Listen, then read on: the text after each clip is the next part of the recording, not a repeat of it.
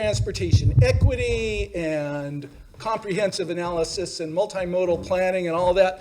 And anybody seems to want to talk about is autonomous vehicles. So every time I give a presentation on any subject nowadays, I am usually forced to include some things about autonomous vehicles. So this is really great. I get to talk about both my favorite subjects together, equity and autonomous vehicles. How will autonomous technologies affect people's lives and transport planning issues such as roadway and parking supply requirements and crash rates? And what will be their social equity impacts? How many of you have done some research on autonomous vehicles? Raise your hand.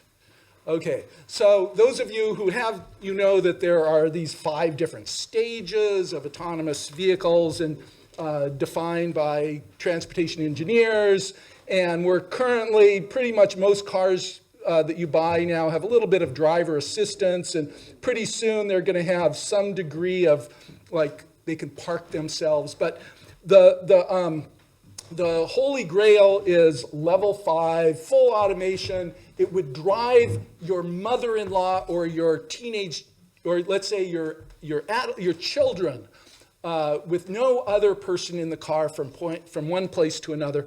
And there are 3 operating models. One is you own your own autonomous self-driving car. The second is you essentially rent. The self-driving car takes you from one place to another. And the third concept is what you could call a shared self-driving taxis or micro taxi or micro transit or something like that. And as we'll see, they have lots of implications. Now, there's a kind of a lot of discussion about what are they really going to cost. And there is a whole bunch of additional equipment that they require and some design features. And why do you think Google is so enthusiastic about these things? They're one of the big investors. Why is Google interested? They produce the maps, and probably most autonomous vehicles will require subscription to a very fine-grained mapping system that will constantly have to be updated to get literally within centimeter accurate information on, for example, where the curb is or where they have to stop or what speeds they can maintain on different roads. Okay, so roughly you could predict that an autonomous vehicle is going to cost a couple $1,000s more per year in additional equipment and service costs compared with a human-driven car, a car that does not have that capability. And so, although there may be some savings, I'm a little skeptical that for example, the crash savings will be as big as some of the proponents, and the fuel savings will be as big. So it'll, at least for the first few decades, most people will have a choice between buying the standard human driving car or paying a premium of significant amounts to have autonomous vehicles.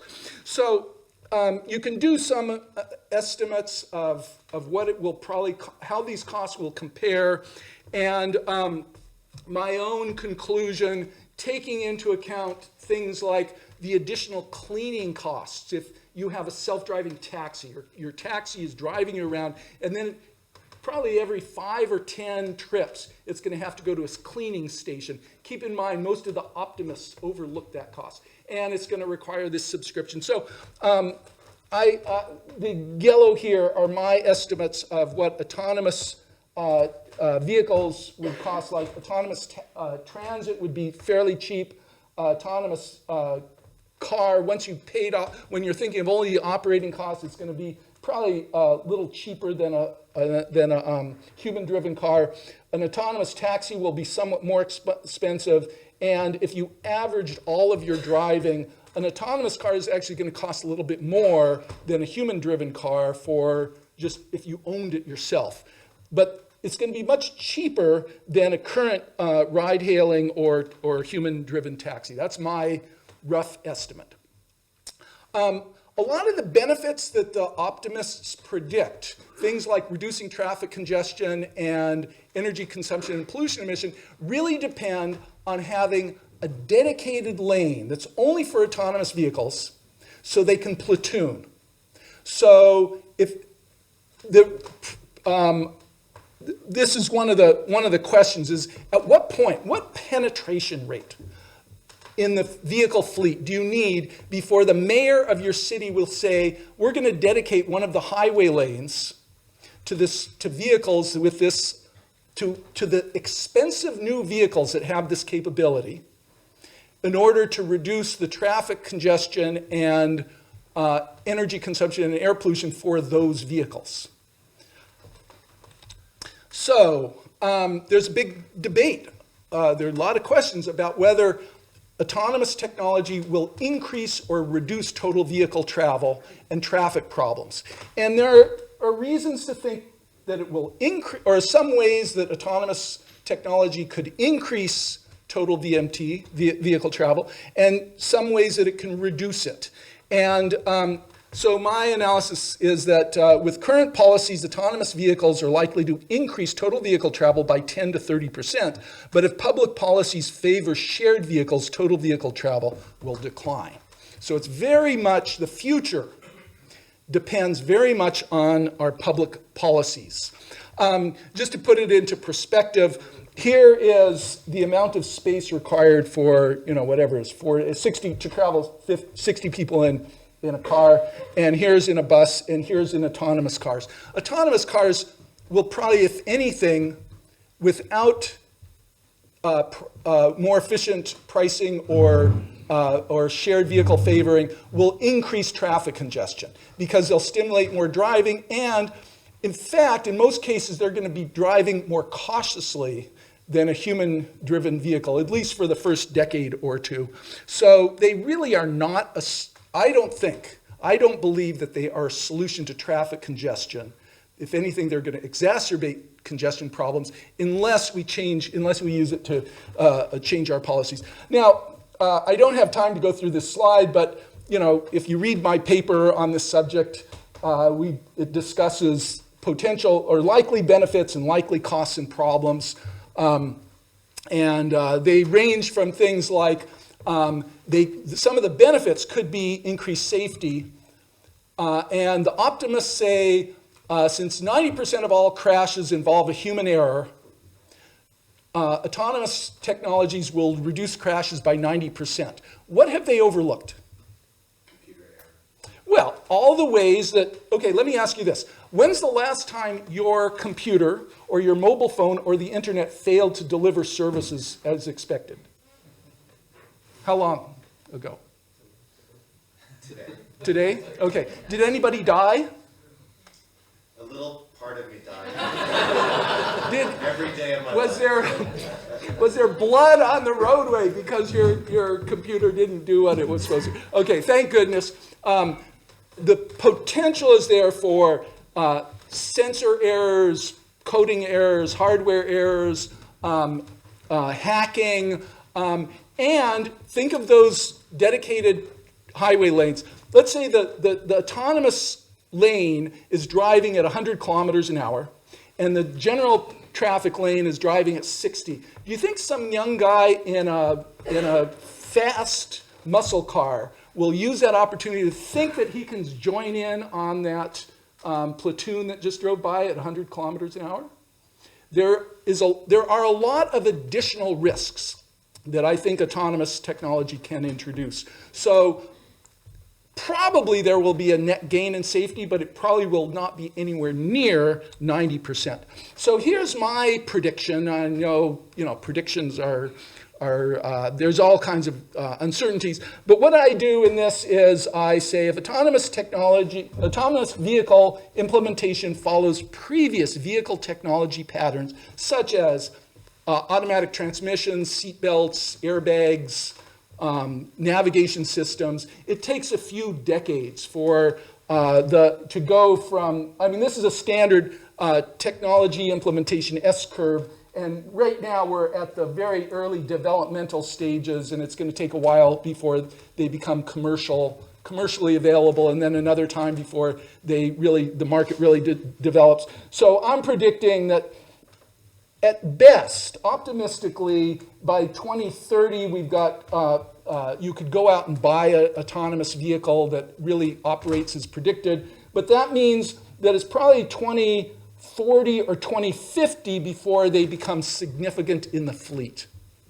Because vehicles, technologies take a long time to penetrate the fleet, since very few people, it's not uncommon that somebody says, my phone's a couple years old, I'm going to buy a new phone, new technology, or even with a computer. My laptop's getting a little old, I'm going to buy the latest laptop. But people don't do that with vehicles, because vehicles last an order of magnitude longer than your mobile phone, and they cost 2 orders of magnitude more than your mobile phone or notebook computer. And so almost usually vehicles last, a typical vehicle. Okay, so my conclusions. If autonomous vehicles follow previous technology patterns, they will initially be costly and imperfect.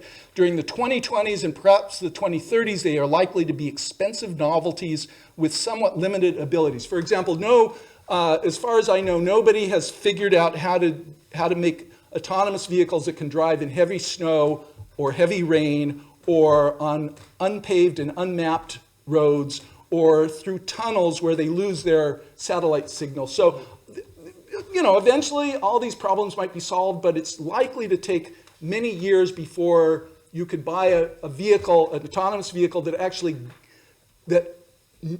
almost always will take you to a requested destination. During the 2020s and 2030s, they are likely to be, it'll probably be the 2040s before most middle-income families can purchase autonomous vehicles that can safely chauffeur non-drivers, and longer before they are affordable to lower-income households. Now, vehicle innovations tend to be implemented more slowly than other technological changes due to high cost, strict safety requirements, and slow fleet turnover. Automobiles typically last 50 times as much, or cost 50 times as much, and last 10 times as long as personal computers and phones. So consumers seldom purchase new vehicles simply to obtain a new technology. Many people may prefer driving their own vehicles, so it's unlikely that most vehicles will be autonomous before 2050 unless large numbers of functional vehicles are scrapped to accelerate deployment. There's considerable uncertainty concerning their benefits, costs, and travel impacts. Advocates often exaggerate net benefits by ignoring new costs and risks, rebound effects, and the harms to people who do not use the technology. Net benefits will depend on whether policies encourage personal or shared vehicles, support public transport, and efficiently price road space. The impacts will vary a lot depending on location. This idea that people will give up personal cars and rely entirely on robo-taxis makes sense in urban areas where you have high density, but in a suburb or a rural area where it could easily be 10 or 15 or 20 minutes between when you request a car and when it actually arrives there. Because of that uncertainty, I think in rural areas, wealthy people will own their own, and poor people will probably be worse off, or at least no better off. So, what do we have? Heaven or hell. Robin Chase, she's a well-known leader in the vehicle technologies. She says, heaven is where we use this technology to reduce total vehicle travel and increase efficiency. Hell is where they're privately owned and other forms of transportation decline and total vehicle travel increases. So, as I mentioned earlier, there is an organized effort to try and direct us toward heaven called the Shared Mobility Principles for Livable Cities. There's a website for it. Basically, it's not the technology, it's the system. So think of it this way.